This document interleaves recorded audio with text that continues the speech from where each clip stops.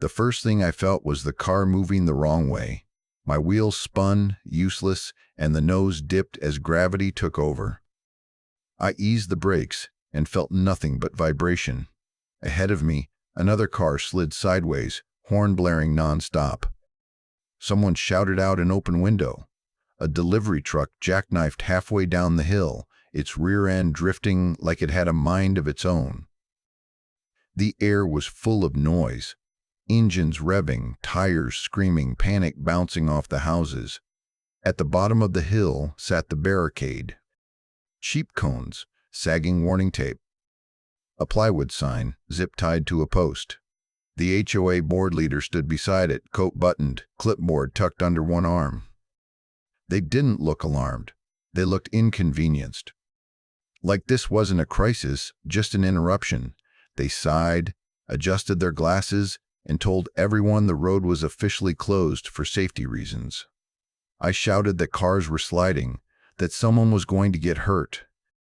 They glanced past me, not at the spinning tires or the terrified drivers, but at their watch. If people followed directives, they said calmly, this wouldn't be happening. My car finally stopped inches from disaster. My hands were shaking. That's when I understood this wasn't confusion or delay. It was a decision, and it was already putting lives at risk. If you want to hear more true stories like this, make sure you hit that subscribe button to HOA Update. And tell me in the comments, where are you watching from? Before the hill turned into a problem, it was just part of the routine. We moved into the neighborhood because it felt settled, quiet, a place where things were already figured out. The houses stepped up the slope like they'd grown there over time, and the road that wound up the hill was the only way in or out. Everyone used it. Everyone depended on it. That was just understood. Winter wasn't a surprise. It never is when you live on a hill. Cold mornings, frost that lingered in the shadows, the occasional freeze that made you slow down and pay attention. For years, people handled it the same way. The HOA contracted a local crew to treat the road when temperatures dropped. Residents salted their own driveways. Folks checked in on each other after storms. You waved people through narrow spots and gave extra space on turns. It wasn't heroic. It was normal. When we first arrived, the HOA felt strict but functional. Meetings were dull, which I took as a good sign. Budget updates, maintenance schedules, long discussions about landscaping contracts that no one really cared about. The board leader ran things efficiently, not warmly, but efficiently. Questions were answered with references to policy. Decisions came with printed explanations. It felt like order, and after years of places where nobody agreed on anything, order was comforting. The small things started quietly. A notice about trash cans left out too long. Another about a porch light that was excessively bright. A neighbor got cited because their tires touched a painted line for part of an afternoon. Nothing outrageous on its own, just paperwork. But the language in those notices was always the same. Flat, final, written like the conclusion had already been reached and any response would be considered unnecessary noise. At meetings, the board leader listened the way someone listens while waiting to talk. When residents raised concerns, the answers came back framed around exposure and precedent. If you asked why a rule existed, you were told how expensive lawsuits were. If you suggested flexibility, you were reminded that exceptions create risk. The word safety came up a lot, but always paired with liability, never with people. During one winter prep meeting, someone asked what the plan was if we got freezing rain overnight. It was a reasonable question, no accusation. Just logistics. The board leader paused, adjusted their papers, and said residents needed to plan better instead of expecting the HOA to absorb unnecessary risk. The answer wasn't angry. It was dismissive. The kind that closes a topic without ever addressing it. After that, fewer hands went up. Snow treatment started arriving later, sometimes not at all.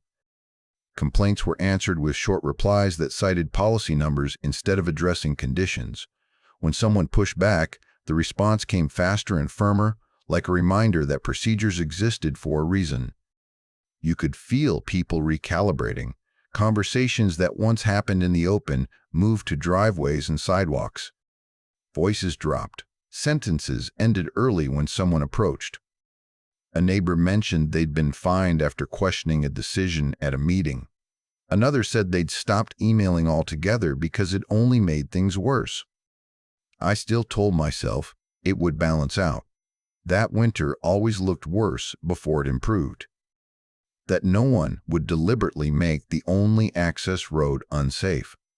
That there were limits, even for people who loved rules. Then the email arrived. It came late in the evening, the kind of timing that suggests it wasn't meant to be discussed, just accepted. The subject line announced a temporary closure of the Hill Road for safety reasons. The body of the message was neat and formal. No apology, no explanation of alternatives, no mention of emergency access, just a statement that the road would be closed until further notice and that unauthorized use would result in penalties. I read it twice, then a third time. What stood out wasn't what it said. It was what it didn't. There was no plan, no timeline, no indication that anyone had assessed conditions beyond deciding the risk belonged to residents now. It felt less like caution and more like a line being drawn. I looked out the window toward the hill.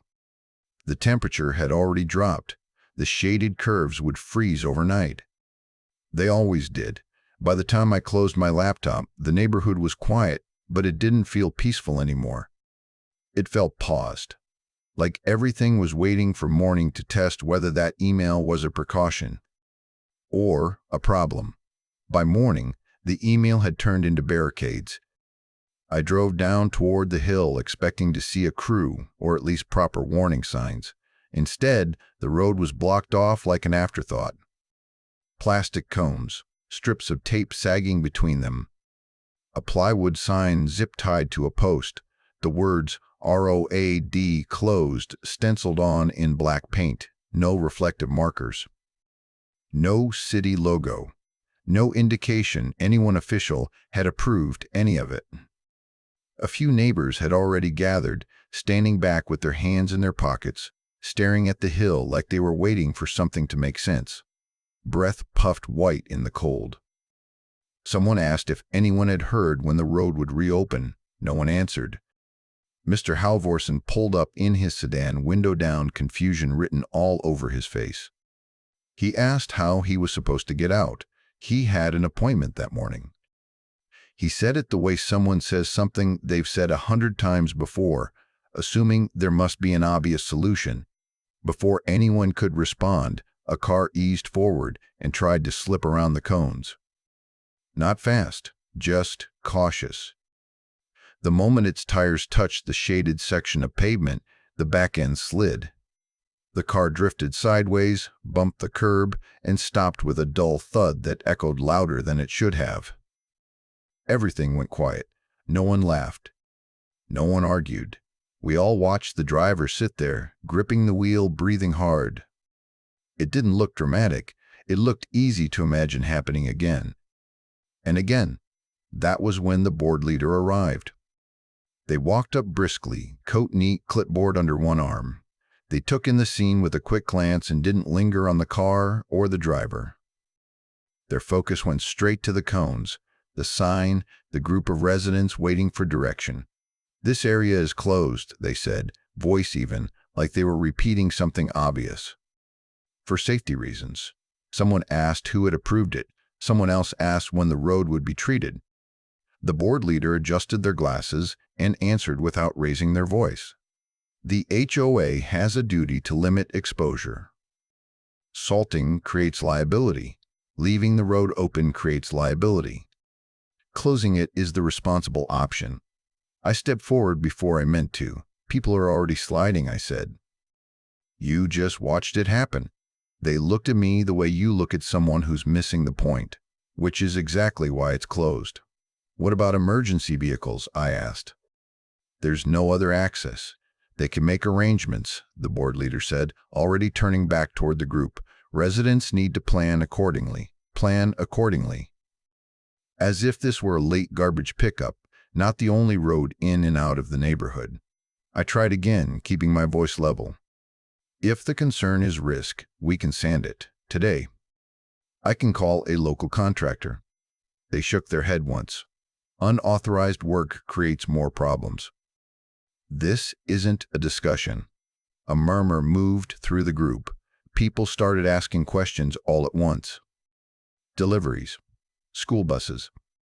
Home health visits. The board leader raised a hand, not sharply, just enough to quiet the room. Any attempt to use the hill road will be considered a violation, they said. Fines will be issued immediately.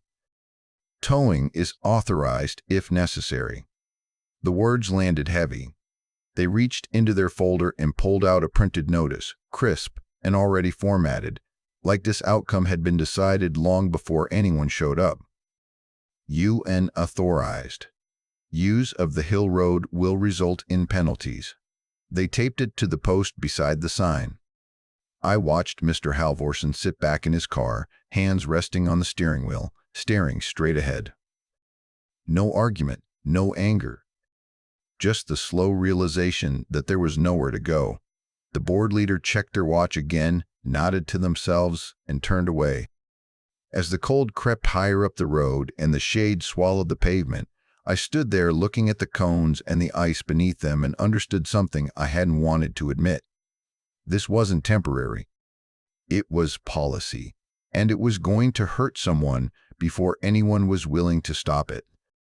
The days that followed settled into a rhythm I couldn't escape. Every morning, before the sun cleared the ridge, I looked toward the hill. The same thin glaze of ice clung to the shaded curves, smooth and invisible, until a tire touched it. The barricades stayed exactly where they were. No truck arrived, no salt spreader. Just cones and tape, unmoved, as if the road itself had been written off. Cars kept trying anyway. A sedan would ease forward, hesitate, then slide backward in a slow, sickening drift. Brake lights flared red, useless against the slope. Someone would lean on a horn. Another driver would reverse into a driveway to avoid being hit. Sometimes, two cars slid at once, mirrors inches apart, drivers frozen behind the glass. It happened over and over. Different vehicles, same result. On the second morning, I heard shouting and looked up just in time to see a woman yank her child back by the sleeve as the kid's feet shot out from under them. The backpack dragged across the ice, scraping loudly. They both went down hard. I ran. My boots hit the pavement and vanished out from under me. I didn't even have time to brace. My hips slammed down, the impact knocking the air out of my chest in a sharp, useless gasp. I slid a foot or two before friction stopped me. I lay there stunned, staring at the gray sky, watching the mother scramble upright and half carry her kid toward the curb without my help. By the time I pushed myself up, my palms burned and my side ached. The hill didn't look dramatic. It looked calm. Ordinary. That made it worse. The HOA's response came later that day. Another email went out to the entire neighborhood. It stated that reports of danger were being exaggerated, that residents were creating panic by ignoring the closure and putting themselves at risk. The tone was careful, almost parental. It reminded everyone that the decision had been made to protect the association from unnecessary legal exposure. The next message was colder. It listed addresses, not names, just unit numbers and phrases like unauthorized activity observed and non-compliance noted. It wasn't meant to inform. It was meant to warn, a quiet promise that someone was watching. After that, people stopped lingering outside. Conversations ended when someone approached. Windows stayed closed even when cars slid. Fear didn't announce itself. It just rearranged behavior. I stopped relying on memory and started relying on evidence. I recorded every incident I could. I photographed the ice where sunlight never reached, the way it stayed glassy long after the rest of the road thawed. I logged times and temperatures. I noted how often vehicles blocked the road while trying to regain control, how long it took for traffic to clear. At night, my phone stayed on the table beside me. I checked the window every few minutes, even when nothing was happening. Sirens in the distance snapped me awake. Horns made my shoulders tense. My coffee went cold on the counter more than once because I forgot I'd poured it. When another car slid sideways and stopped inches from a retaining wall, I called the police. The officer who arrived stood at the base of the hill and looked up. He looked at the cones. He read the notice taped to the post. He nodded slowly, like someone seeing a problem they weren't allowed to touch. "This is an HOA issue," he said carefully. "Civil matter." I asked him what happens if an ambulance needs to get through. He didn't answer right away, just shifted his weight and told me to document everything. That silence echoed louder than any horn. The HOA took it as confirmation. Another message went out, this one accusing residents of harassment for contacting outside agencies. It warned that continued interference would result in escalated enforcement. The board leader signed off with a reminder that their actions were protecting the community. That evening, as the temperature dropped again, a delivery van tried to turn around at the base of the hill. The rear wheels lost traction and the van slid sideways, blocking half the road. Drivers shouted directions. Someone nearly got pinned between bumpers before another car reversed in time to make space. I filmed it from the sidewalk, my sides still aching when I shifted my weight. That night, I slept in short bursts. Every sound pulled me back to the window. The hill felt closer somehow, like it was leaning toward the house. The breaking point came on the 5th day. I heard the noise first, a long, desperate horn that didn't stop. When I looked up, a car was sliding backward faster than the others had, not drifting, sliding, tires locked. Driver shouting through the open window.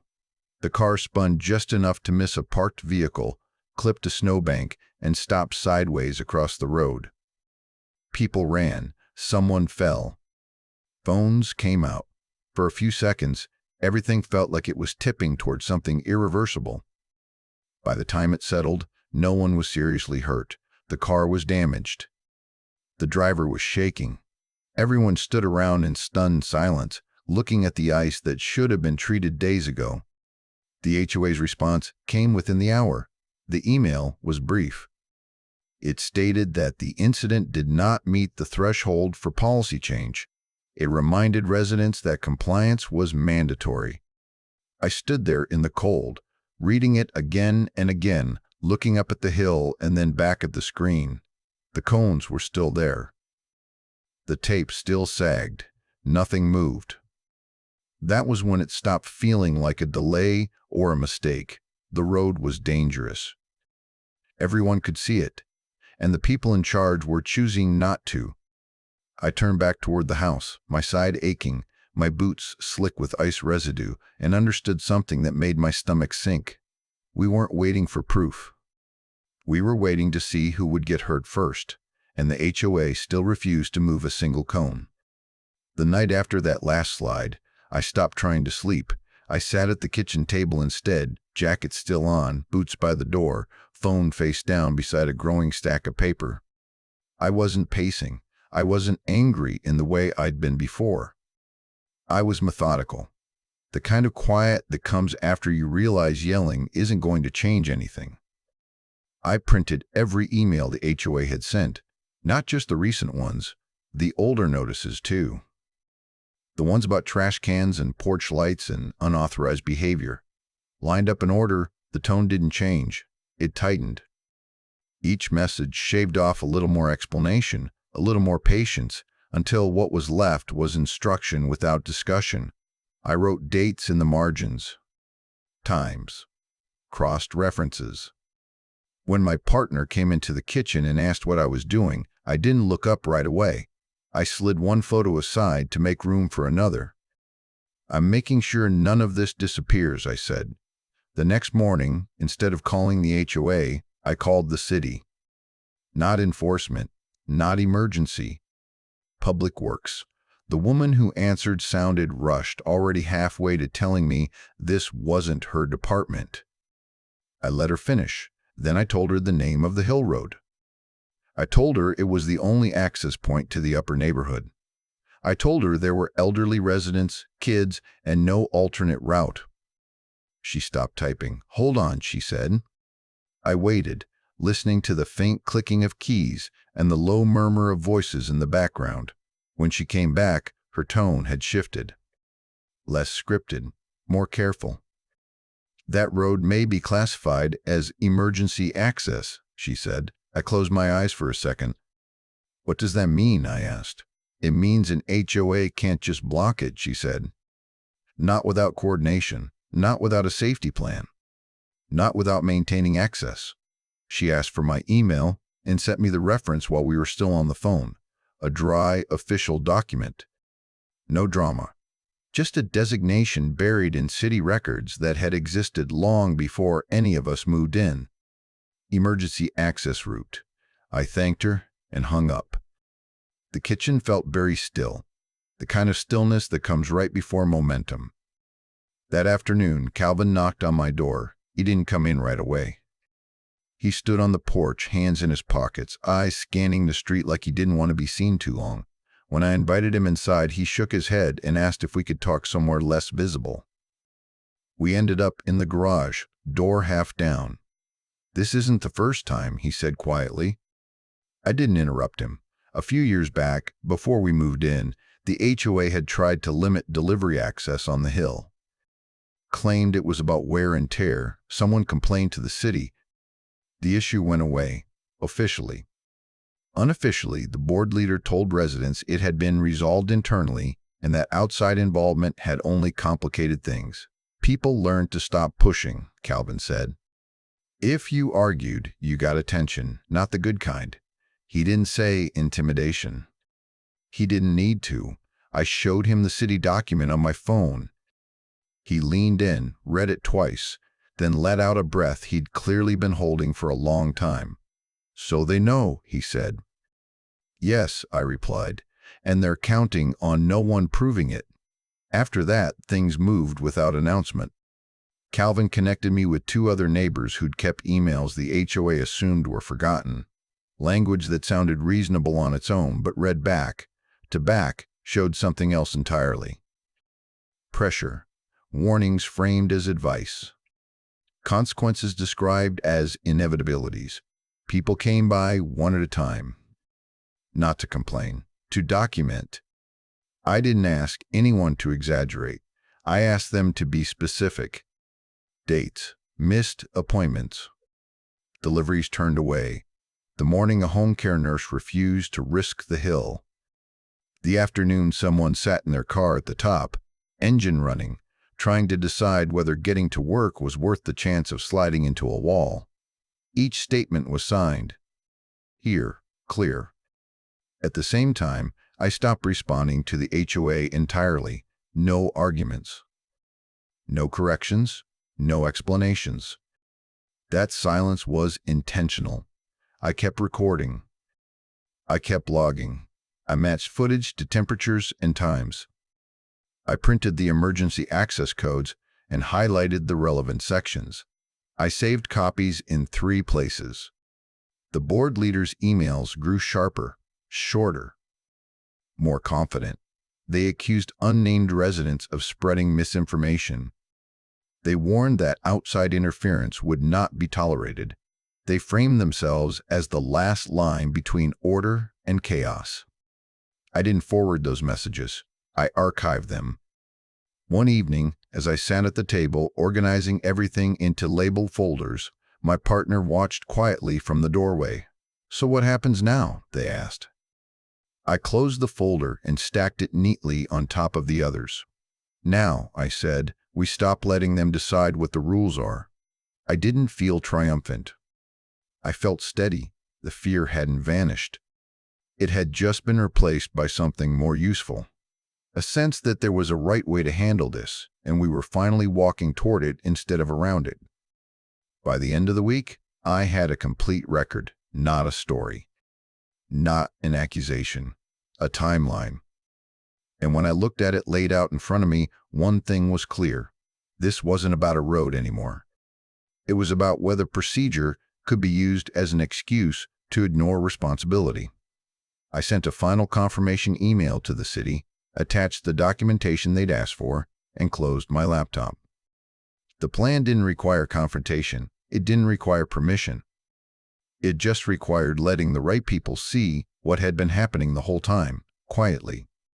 And once that started, there was no putting it back. Once everything was in place, I stopped moving fast. That was the hardest part. Every instinct wanted to push, to confront, to force something to happen. But speed was what the board leader expected. Noise. Emotion. Something they could point to and label as hysteria. So I did the opposite. I waited. And I watched. The cameras did most of the work for me. From inside the house, from the edge of the driveway, from angles that showed exactly what the hill did when the temperature dropped a few degrees. Cars slid the same way every time.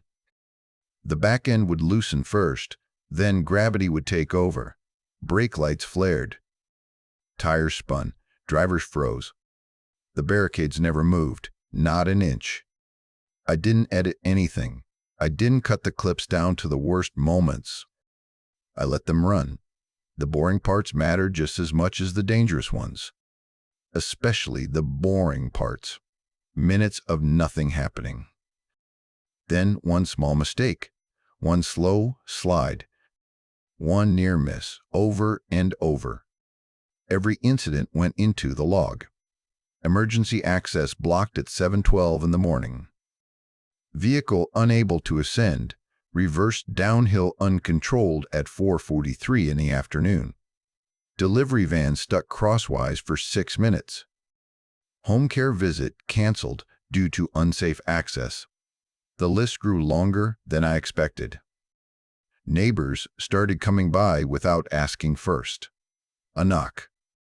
A glance over their shoulder, a quiet question about whether I was still keeping track. I didn't make speeches. I just nodded and handed them a pen. They wrote carefully, no drama. Just what happened and when. Some apologized for not speaking up sooner. I didn't tell them it was okay. I told them to be accurate. One woman sat at the table for a long time before she started writing. When she finished, she slid the paper toward me and wiped her eyes with the back of her hand like she was embarrassed by it. "I just don't want to be the reason something happens," she said. Neither did I. The board leader's tone shifted as the days went on. The emails stopped pretending to invite cooperation. They started reading like compliance notices, short paragraphs, bullet points, deadlines. They reminded residents that contacting outside agencies was unnecessary and counterproductive. They warned that continued defiance would result in escalated enforcement. What they didn't do was address the ice. No plan. No schedule. No acknowledgement that anything was wrong beyond residents, misunderstanding the intent of the closure. That confidence told me everything. They believed the problem was under control. Not because the road was safer, but because the resistance had gone quiet. Fewer emails. Fewer people standing at the barricades. Less visible frustration. From their perspective, it was working. Then came the announcement. The subject line alone felt heavy. A mandatory HOA meeting. Special session. Attendance strongly encouraged. The stated purpose was to address misinformation, restore order, and reaffirm authority. I read it once, then again, slower. This wasn't damage control. It was a show. A public reset. They wanted the room full. They wanted witnesses. They wanted to remind everyone who made the rules and what happened when those rules were questioned. My phone buzzed almost immediately. "Are you going? What happens if we talk? Can they fine us just for being there?" I answered carefully. I told people to attend if they felt safe, to listen, to take notes, to say nothing unless they wanted to. I didn't promise outcomes. I didn't hint at what was coming. That silence was part of the trap. I spent the next day organizing everything one last time. I printed duplicates. I labeled folders. I cross-checked the emergency access designation against the latest city records. I made sure every document could stand on its own without explanation. I sent a short message to the city confirming the meeting time and location. They replied with a single sentence, "We'll be there." The night before the meeting, the neighborhood felt different, not louder. Quieter, cars parked earlier. Lights went off sooner. People were conserving energy, whether they knew it or not. I slept a little that night, though not deeply. When I woke, the fear was there, but it had changed shape. It wasn't sharp anymore. It was contained. Useful. The day of the meeting, another car slid on the hill just after noon. Not badly, just enough to remind everyone what was still at stake. The cones remained. The tape fluttered. Nothing else changed. By evening, the clubhouse lights were already on. I walked over with my folder under my arm, not hidden, not displayed. Just there. Calvin nodded to me as he arrived, his expression tight but determined. Others filtered in behind us, faces set, conversations low. I took a seat where I could see the door.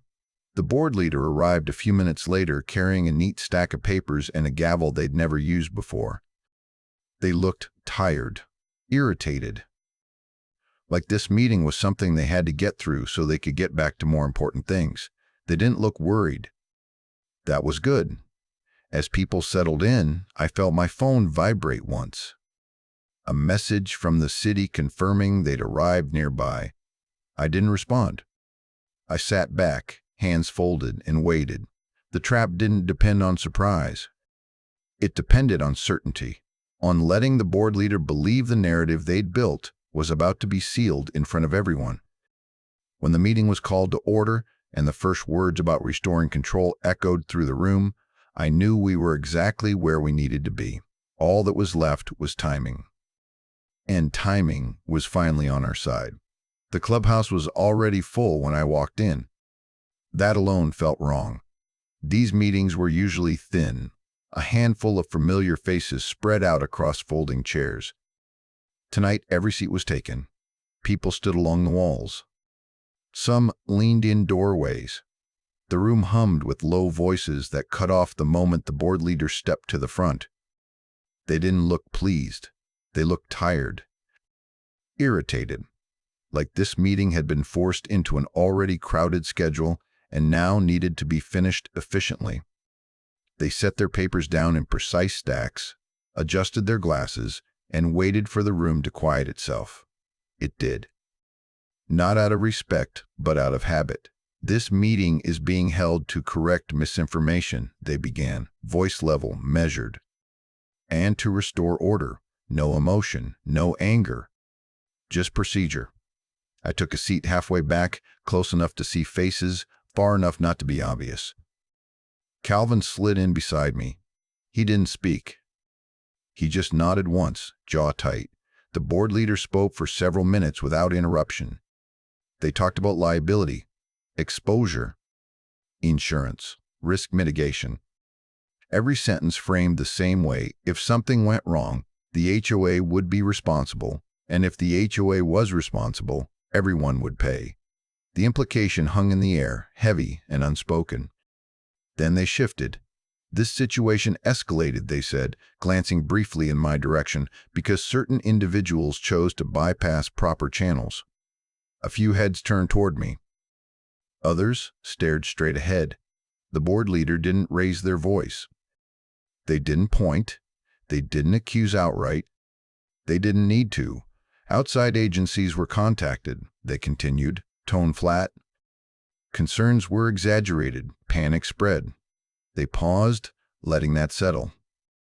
"None of that makes the road safer," they said. "Compliance does." A woman near the wall shifted her weight. Someone in the back whispered something that died immediately. The board leader sighed softly, like a parent dealing with a room that refused to settle down. We cannot allow individual actions to expose this association to lawsuits. That word again, lawsuits. Always lawsuits. They reached for a document and held it up, just long enough for people to see there was something official looking about it. The board is proposing an enforcement resolution, they said. Effective immediately. They read it slowly. Fines for public challenges, penalties for contacting outside authorities. Escalation for repeat behavior, no shouting. No threats, just consequences laid out neatly. A man near the aisle raised his hand. So if my wife slips again, I'm not allowed to complain? The board leader didn't look at him right away. They finished aligning the paper in front of them first. You're allowed to use proper channels, they said calmly. What you're not allowed to do is create liability for the rest of us. A murmur moved through the room. Not loud. Uneasy. Another voice spoke up. My delivery driver won't come anymore. That's unfortunate, the board leader replied. But that doesn't change the risk profile. Someone else stood. What about ambulances? The board leader pressed their lips together and adjusted their glasses again. Emergency services can make accommodations. I watched faces change. People didn't argue, they recalculated. The same way they always did. Is it worth it? Is speaking up going to make this worse? The board leader sensed the shift and moved quickly. All in favor of adopting the enforcement resolution, they said, lifting their hand. Please raise yours. Hands went up, some immediately. Some after a pause. Some halfway, like the person wasn't sure if they meant it. All opposed? A few hands. Not enough. Not enough. The board leader counted silently, nodded once. The resolution passes. The gavel hit the table. Bang. The sound echoed longer than it should have. Meeting adjourned, they said, already stacking their papers. Thank you for your cooperation. Chairs scraped back. A woman near the door wiped her face quickly and turned away. A man cursed under his breath. The energy drained out of the room all at once, like a balloon losing air. People started to stand. That was the moment the board leader allowed themselves a small release. Not a smile, just a loosening. A sense of completion. The problem had been contained. The rules reinforced. Tomorrow, the emails would go out and the noise would stop. They didn't look up when I stood. Sit down, they said absently, still organizing their stack. I'm not speaking to you, I said. That made them pause. They looked up, annoyance flickering across their face for the first time. This meeting is over. I turned slightly and gestured toward the back of the room. I'm speaking to them. The room stilled again. Two figures who had been standing quietly near the door stepped forward. They hadn't announced themselves when they arrived. No uniforms. No badges held up. Just presence. The board leader frowned. This is a private meeting. One of the figures stopped a few steps in and spoke, voice calm, unhurried. It was, they said, until you voted. The board leader straightened. And you are? The figure reached into their jacket and held up identification, just long enough for the front rows to see. A sound moved through the room, low and sharp. Recognition. The board leader's hand tightened around the edge of the table. You weren't invited. The figure nodded once. We were notified. Silence stretched. Not awkward, not rushed. Heavy.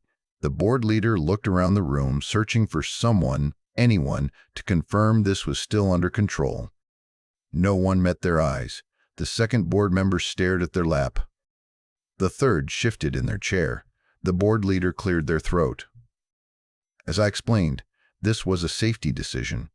The figure didn't respond right away. They looked at the stack of papers. At the gavel. At the hands still half raised from the boat. Then they said, you just approved enforcement for a closure, correct? Yes, the board leader said, a little too fast. To limit risk. And the road remains blocked, the figure said. For safety, the board leader repeated. The figure nodded slowly. Does the fire marshal have a key to your barricade? The board leader opened their mouth. Closed it. Well, they began. Yes or no, the figure said. No, the board leader admitted. But then you didn't close a road, the figure said evenly. You created a fire trap. The words landed hard. Someone inhaled sharply. A chair creaked as someone sat back down without realizing it. The board leader shook their head. This is being mischaracterized. The figure glanced toward me, then back at the room.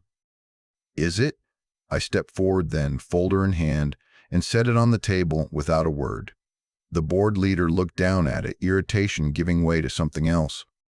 Not panic yet. Calculation. The room waited. No one spoke. The trap had closed, and for the first time since this started, the board leader looked uncertain about what came next. The board leader's mouth opened, then closed again. They looked down at the folder like it might explain itself if they waited long enough. This meeting is over, they said, voice tight but controlled. You don't get the hijack HOA business. The figure from the back didn't raise their voice. You already concluded the meeting, they said. Now we're just clarifying what you voted on. I opened the folder and slid the first page across the table. This is the emergency access designation, I said. City record. Not my interpretation. The board leader barely glanced at it. That's outdated. It was confirmed this week, the official replied. In writing. A flicker crossed the board leader's face. Not fear yet. Irritation, like a form had been filled out incorrectly and now they had to fix it. They leaned forward. We closed the road to prevent accidents. I tapped my phone and placed it on the table, screen facing the room. The first video played without commentary, a car sliding backward. Brake lights flaring. A driver frozen behind the wheel. The cones unmoved in the background. I let it run longer than was comfortable. Someone in the front row whispered, "That's my street." The board leader shook their head. Selective footage. I didn't answer. I swiped to the next clip. A delivery van drifting sideways, blocking the lane. A timestamp. The temperature. 6 minutes where no one could pass. Then another.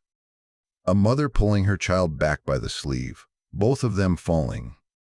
The sound of my own body hitting the pavement as the camera jolted. I paused it there. That was me, I said, not loudly. Not for sympathy. Just fact. The board leader's jaw tightened. People wouldn't be slipping if they complied. The official stepped closer to the table. You blocked the road? For safety, the board leader said automatically. Does the fire marshal have a key to your barricade? The board leader swallowed. No, but. Yes or no, the official said. No.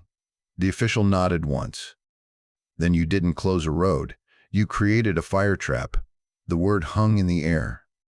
One of the board members shifted sharply in their chair. Another stared straight ahead, unmoving. That's an exaggeration, the board leader snapped. We were avoiding liability. You created it, the official replied. Personally. The board leader stood up so fast their chair scraped loudly against the floor.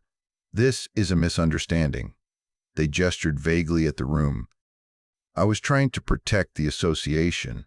By ignoring repeated slide incidents, the official asked. By refusing treatment, I added. By threatening residents who asked for help, someone else said from the crowd. The board leader turned, searching for support, but the room had changed. People weren't whispering now. They were watching. Listening. Seeing the pattern laid out in front of them. The official opened their own folder and placed it beside mine. This road is designated emergency access, they said, addressing the room. Closure requires coordination, signage, treatment, and maintained access. None of that happened. They turned back to the board leader. Effective immediately, the road must be reopened. Treatment must be applied tonight. The barricades must be removed. The board leader shook their head in disbelief. You can't just... We can, the official said calmly. And we are. They looked around the room again. Any resident who experienced obstruction, intimidation, or penalties related to this closure can submit statements. We'll be reviewing enforcement practices and leadership conduct. The word leadership landed hard. The board leader's confidence finally cracked. "This will expose us," they said, voice thin. "You're putting everyone at risk." "No," the official replied. "You did." Outside, the night air felt sharper, cleaner. Residents followed in silence as the cones were dragged aside. The tape tore easily, snapping once before falling limp to the pavement. The plywood sign was lifted and tossed into the back of a truck like it weighed nothing at all. A spreader rolled forward and began laying sand and salt across the hill, the sound rough and steady against the ice. No one cheered. No one spoke. We just stood there, watching the road return to what it had always been. Safe. And for the first time since this started, the board leader wasn't issuing instructions anymore. They were standing off to the side, arms wrapped tight around themselves, staring at the consequences they'd spent days insisting didn't exist. The changes didn't arrive all at once. They came in pieces, delivered through short notices and quiet updates that replaced the board's usual long explanations. First came the announcement that the board leader had been removed from their role pending review.